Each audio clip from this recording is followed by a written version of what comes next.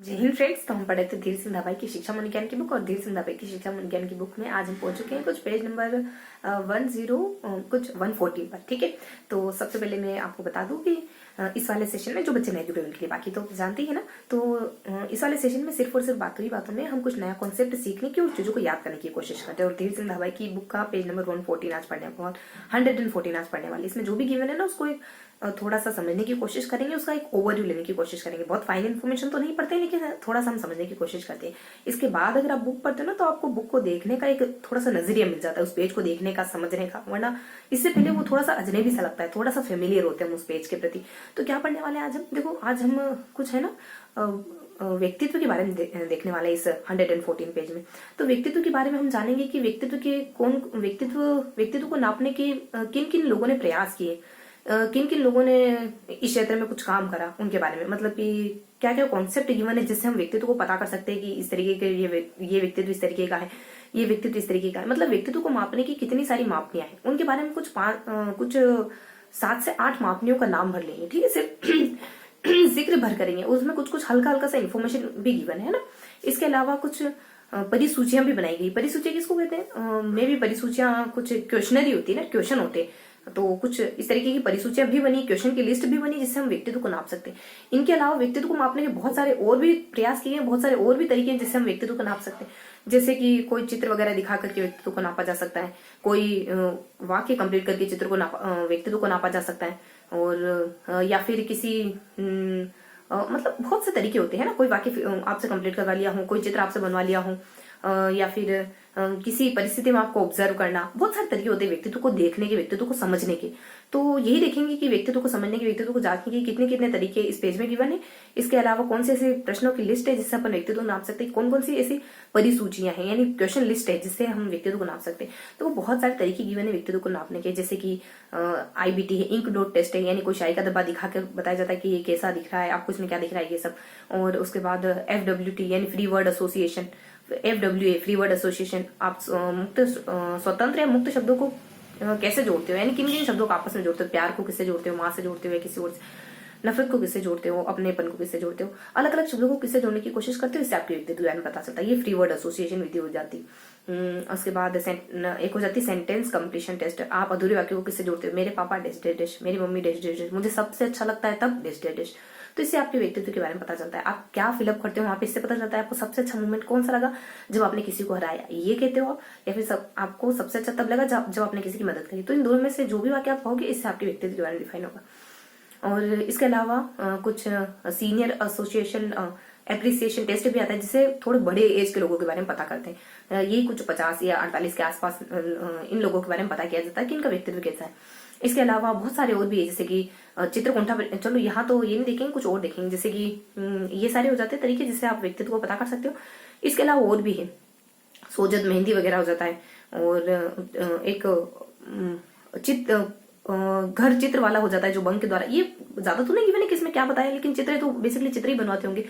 तो ना एक घर चित्र वाला हो जाता है। और एक मोजेफ द्वारा भी बनाया गया है, कुछ कुछ नाम से, और कुछ कुछ पता चल रहा है कि चित्र वगैरह है, कुछ कुछ विद्वान साइकोलॉजिस्ट के नाम से, जैसे कि एक मोजेफ ने बनाया है।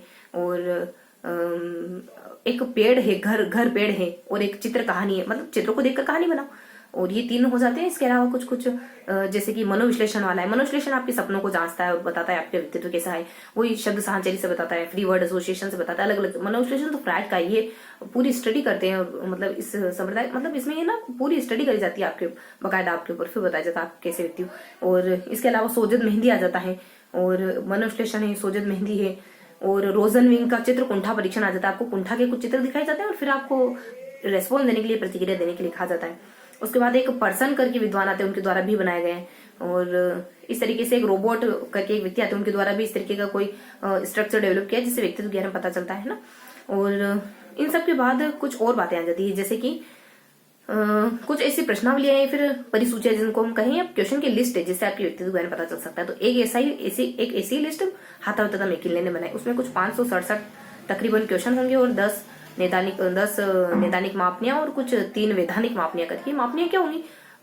अलग अलग तरीके के क्वेश्चन होते होंगे, अलग अलग तरीके की क्वेश्चन की लिस्ट होती होगी, ये इस तरीके की क्वेश्चन की लिस्ट है, ये इस तरीके की क्वेश्चन की लिस्ट है ना। इससे किसी की समस्या का पता चलेगा तो इससे कुछ और होगा। तो इस तरीके से कुछ थोड़ी थोड़ी इन्फॉर्मेशन है, शायद 1943 के अराउंड ये आता है ना।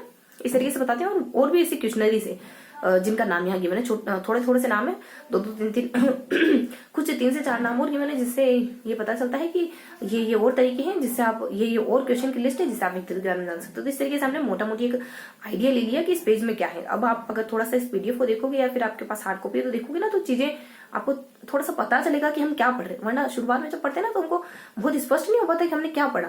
तो इस पेज में ना हम ये देखते हैं कि व्यक्तित्व को कितने अलग अलग तरीकों से नापा जा सकता है। अब ये सिर्फ इतनी जानकारी गिवन नहीं, यहाँ पे और भी है, जैसे कि इनमें कितने चित्र होते हैं, जो मैंने आपको बताया ना, इनके बारे में थोड़ी इन्फॉर्मेशन हुई कि कितने चित्र होते हैं इनमें, और ये कितने आयु वर्ग के लिए हैं, इनको लेकर के किस विद्वान का क्या कहना है। जैसे कि एक आईबीटी जो मैंने इंक ब्लड टेस्ट बताया ना, उसको लेकर के एक थर्स्टन कहते हैं कि इससे ना बच्चे की व्यवसायिक ज्ञान के बारे में पता चलता है। और कुछ हस्त विद्वान भी इनको इसको लेकर कुछ कहते हैं। तो इस तरीके से आपको ना कुछ कुछ अच्छे फैक्ट मिलेंगे, वो आप धीरे धीरे फिर इसमें ऐड करते जाओगे। अगर बार बार इन चीजों से गुजरोगे ना, धीरे धीरे ऐड हो जाएंगे। तो अभी फर्स्टली हमको बहुत ज्यादा इसमें माइनर इन्फॉर्मेशन की तरफ जाने की जरूरत नहीं, ठीक है। तो हमने क्या देखा, हमने ये जाना कि हम व्यक्तित्व को कितने अलग तरीकों से नाप सकते हैं। फ्री वर्ड एसोसिएशन एक तरीका है, और सेंटेंस कंप्लीशन एक तरीका है, और कुछ एक SCT करके भी होता है, सेंटेंस कंप्लीशन हो गया। और एक इंक ब्लड टेस्ट हो जाता है, फ्री वर्ड है, पहले इंक ब्लड है, फिर फ्री वर्ड है, फिर सेंटेंस कंप्लीशन है, फिर सीनियर वाला है।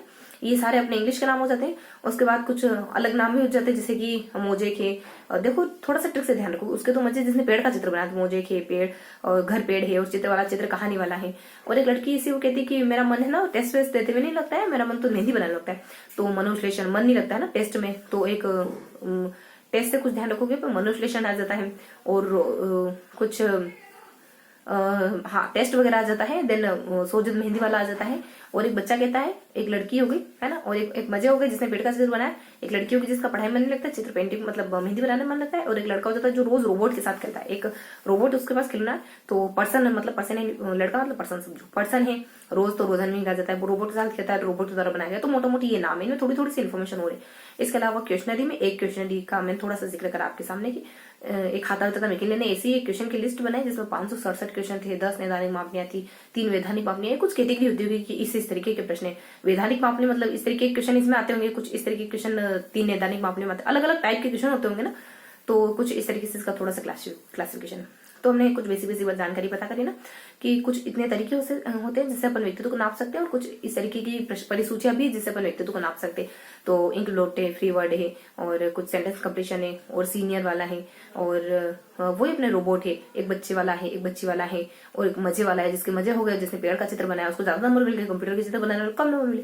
तो मजे हैं, और पेड़ हैं, देन चित्र हैं, देन पर्सन है, देन रोबोट है, देन रोज खेलता है, देन मेहंदी है, देन मनोविश्लेषण है, देन एक परिसूची जिसको अपन मिनीसोटा मल्टीपेसिक कहते हैं उसको, है ना, MMPI मिनीसोटा मल्टीपेसिक कुछ पर्सनैलिटी इन्वेंटरी परिसूची क्वेश्चनरी, इस तरीके से, है ना।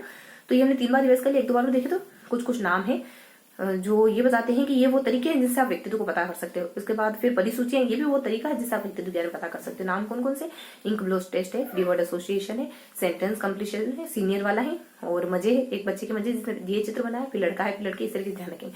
मजे है, चित्र है, पेड़ है, लड़का है, रोबोट है मतलब पर्सन है, रोबोट है, रोज है, और लड़की है मतलब की मेहंदी है, और मनोविश्लेषण है, ये सब है। और एक परिसूची में MMPI है ना। इसके अलावा कुछ परिसूची और है। तो ये हमने कुछ चार एक बार रिवाइज कर लिया लगभग। एक और बार देखेंगे कि हमने क्या क्या देखना है।